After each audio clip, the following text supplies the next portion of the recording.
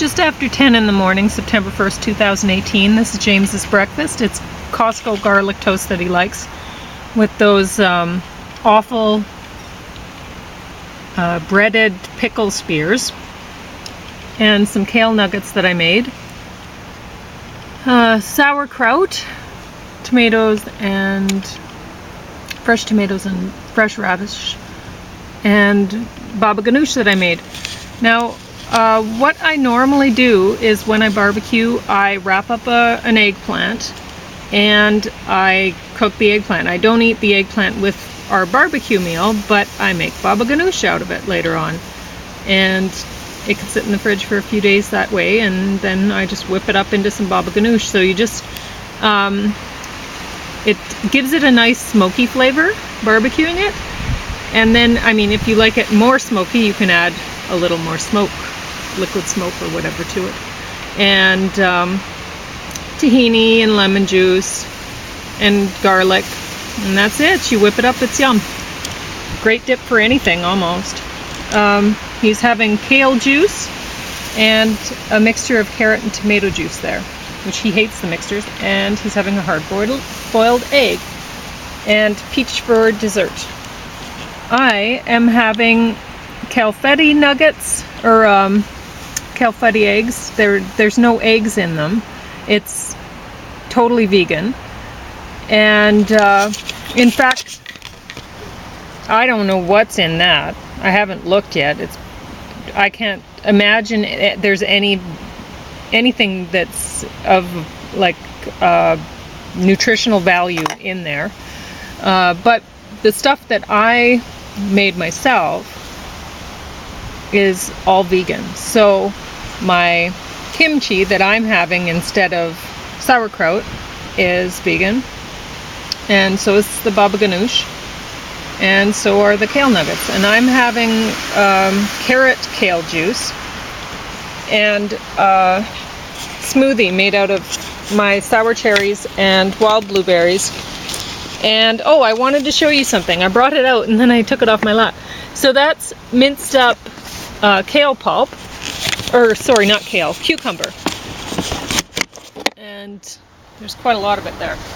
So this I'm going to put back into the fridge eventually. I guess I can leave it in James's spot. He's not here yet. And there's hemp protein in there. But what I'm going to do with the cucumber pulp is make dog treats out of it. But I mean, you can easily see if you looked at what it looks like, it's still pretty juicy even though it's already been juiced, and it looks like you wouldn't know that it's been juiced, that it's just pulp. So you can use it for recipes. If you like making tzatziki sauce, like instead of baba ganoush, a lot of people like tzatziki. So you could use that to make tzatziki. And if you think about it, this isn't really, once you juice this and you look at it and you're like, yeah, I could totally do that. Anybody would think that. So food manufacturers, say you own a large grocery chain and you want to figure out how you can make more money off of selling people cucumbers. You could sell them the juice, and you could sell them the pulp made in tzatziki. Or if you owned a restaurant, you own a Greek restaurant, and you're like, I totally love drinking cucumber juice and I have all this pulp left over. So I'm sure loads of people already do things like this. And you just have to give it a little bit of thought, and it's obvious, right? So anyway, I want to mention a couple things. My sister had told me that my cousin was working on this movie, and so I was like, wow, you know, he's so impressive. I'm totally impressed by my cousin, because I haven't seen him in literally decades, but I hear about all these things that he's been up to, and it's like, I wanted to make a hill home, and he's done it. And I wanted to buy farmland. He's done it. And I didn't want to make a movie, but you know what? I am so impressed with these Deadpool movies. This one is even better than the first one. And the fact that he was a part of making this makes him totally awesome. And he's younger than me. And I haven't gotten it done. It makes me feel like, oh boy, I'm really not getting enough done in my life. He's doing awesome things. So my cousin was a part of this movie. And I'm really impressed, as you can see. Now, my cousin's dad, he was the best looking of the sons. So his dad is my uncle, my dad's brother. And my dad would have been the least attractive of the sons.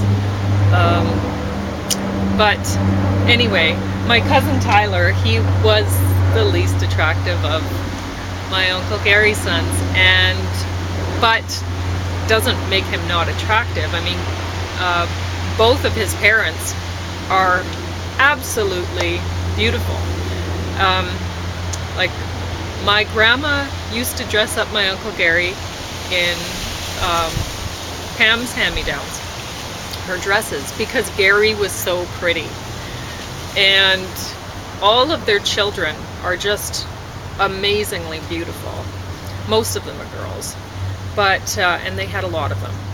So anyway, but it's funny, the dogs are watching this right now, and honestly, it's terrible, but I've caught very little of it. I don't even think the dogs are into it. But my Uncle Gary always reminded me, like, or well, once I saw Jason Priestley, I kind of thought, yeah, my Uncle Gary kind of looks like him. But my Uncle Gary is way better looking than him. So anyway, it's just funny that I picked that up right after, and watching it basically the same time as the other one. Anyway, James watched this, and he thought it was okay. He liked the music. I was totally impressed by how Candice Bergen looks. She looks amazing. James enjoyed Secret State of North Korea, but we always like these Frontline PBS things. I'm pretty sure, I can't recall seeing one that I didn't like. They're very careful about how they present the information, but it's there. So it makes you want to research more on your own. I made James watch this. Well, I didn't make him. I asked him if he wanted to watch it. He did. And he said this is the best documentary he's ever seen. So, and the most important. So really, everyone needs to get this out of the public library. We watched this one, Jigsaw, whatever. It was terrible. Ugh. Who watches that? This is not worth reading. The author, like, big thick cover and stuff, and you know, honestly, I like the look of the book. I like the feel of the book. But the author uses a lot of white space and bullets, and there's really nothing here. This is a waste of time and a waste of paper. Yeah.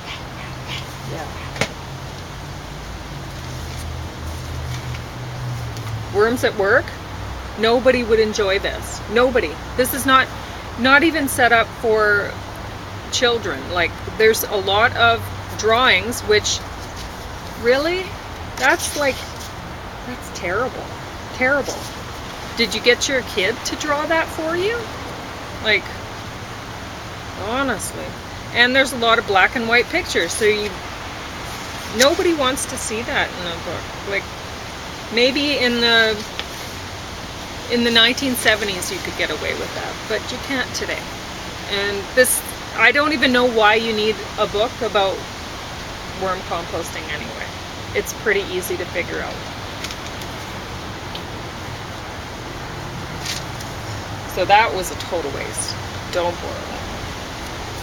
Keto Living Day by Day was awful. I mean, what I wrote down is, let's see, I put it on my book review. People should just skip the first 187 pages. Boring. For cooking, or she uses olive oil for cooking, and she actually took up 2 large pages to show me how to make unsweetened iced tea. So basically just, well, it's just, there's no surprise here. Water, tea bags. There you go. Ridiculous. This is a huge, thick book, and Christy H. Sullivan, PhD, should stick to whatever her PhD is in and not bother writing another book ever again, unless it's to do with her PhD, which could be in philosophy or theology, for all I know. This is useless. Inventive wire weaving?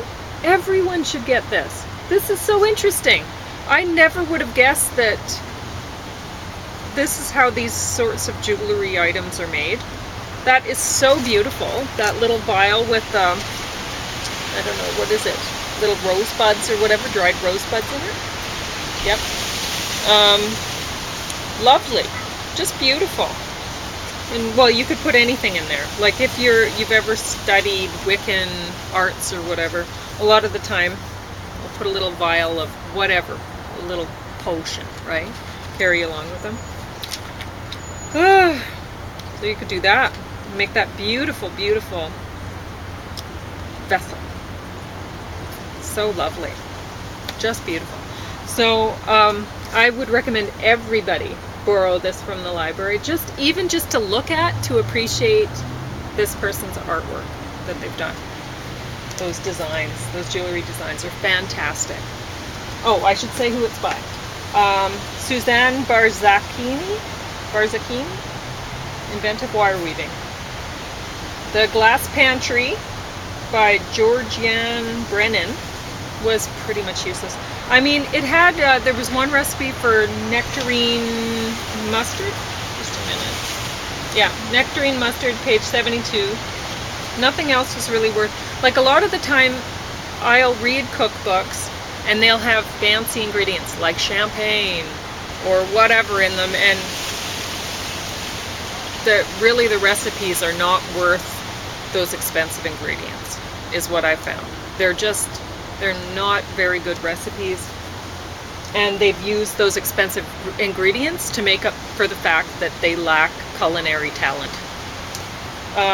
The Most Effective Natural Cures on Earth by Johnny Bowden, PhD, CNS.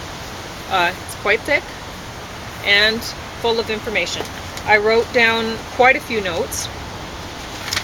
Like, one of the things was that cherries help for gout. If you have gout, which one of James's family members has gout, and I sent down cherries and none of them got eaten, but they were ordering pizza, from what James told me. Anyway, so I wrote down tons and tons of notes from this book. Now, his protein recommendations are ridiculous. If you are working out loads, then yeah, you're going to need more protein. But you know what? Unless you're doing that, don't take in more protein. You're just going to turn it to fat. Don't. That is it. People should not be recommending that people increase their protein. I can't remember what page that was. And I would have written it down here, but I can't find it offhand.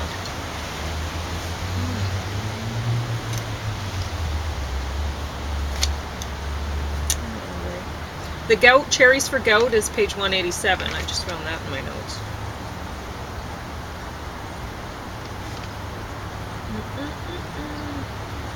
Yeah, natural prescription for weight loss, page 175. Hydroxycitric acid.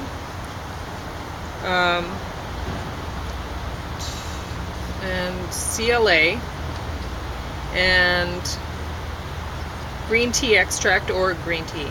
Chromium, high fiber diet, adequate protein, which is 30% of daily calories, he says. Low carb diet of moderate calories, 1,400 for women, and that's including 105 grams of protein. and 1,800 calories for men with 135 grams of protein. Now, oh, and also he's recommending L-carnitine and daily exercise. The more the better.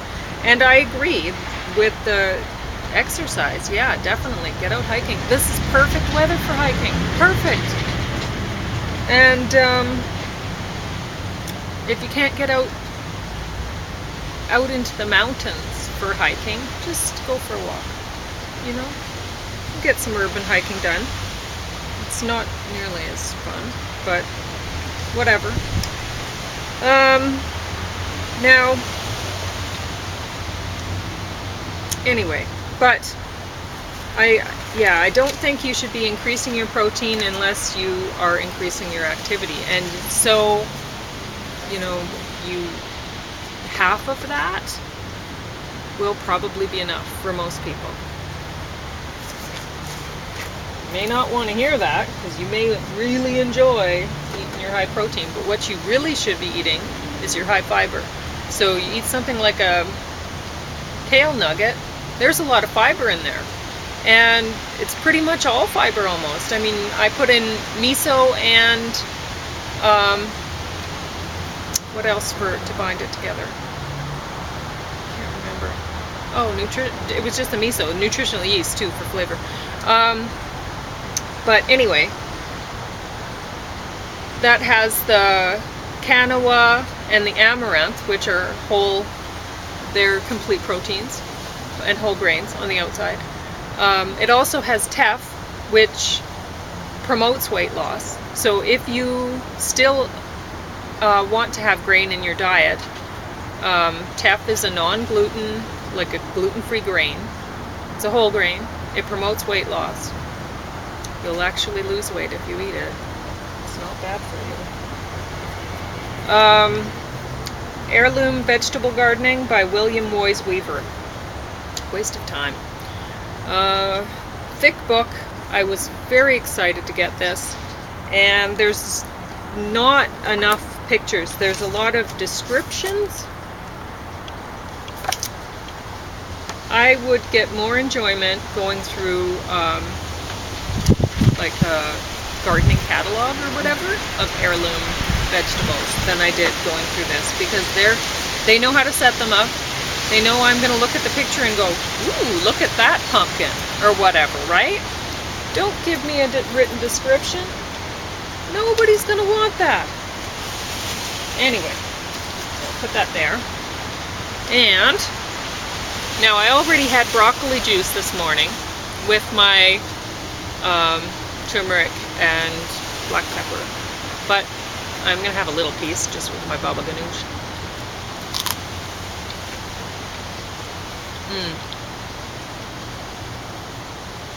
So good.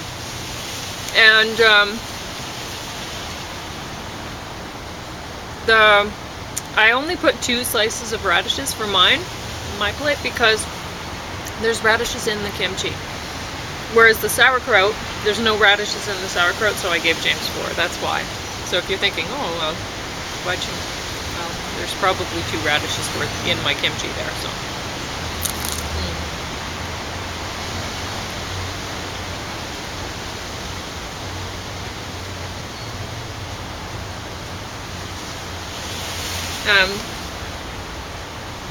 As far as I'm concerned, the healthiest thing on either of our plates is the fermented food. It's the kimchi and the sauerkraut. And the healthiest thing on this table, I don't know, let's toss up with that, because the probiotics are so important. You can even treat, if you have infections, you can treat it by taking more probiotics. It's incredible.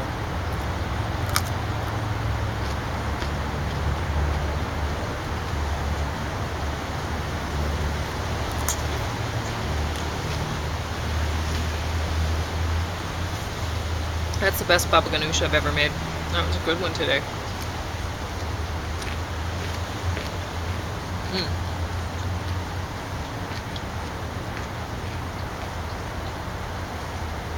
James is always late. He's a half an hour late now. That's quite late for him. But anyway, now, this is not my protein. I'm not going to eat this. Oh, I guess I could if I wanted to, but I sure don't. It contains sugar and cream and cornstarch. Whatever. So anyway, Paris loves this. This is going to be Paris's breakfast. And if you're trying to figure out which is the high protein part of either of our meals, the highest protein thing on this whole table is right here, James's kale juice. Mine isn't as high protein because I mixed it with carrot, but I'm going to drink it right now. I'm going to stir it with my fork because it's kind of separated, because I got talking about this and I shouldn't have been. I should have been slamming back my juice. Kind of tastes like pumpkin when you mix it with carrot.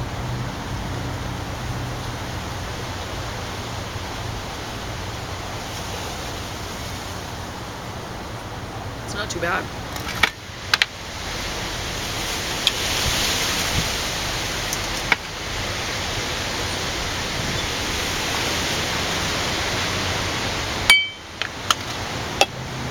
But anyway, it's sure not the egg. There's only 6 grams of protein in that egg. And there's only 4 grams of protein in this yogurt, whereas there's 100 calories in this yogurt. I'm losing some apples in the way. Off the tree.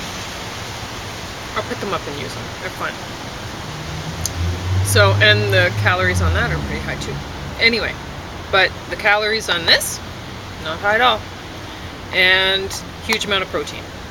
So, if you're thinking, gee, I should be eating more of this or more of this to get my protein, think instead more of this and more of this. I mean, the hemp protein in here, that's pretty clean.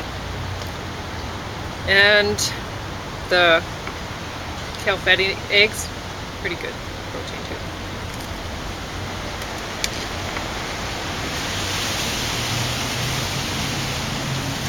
And very young.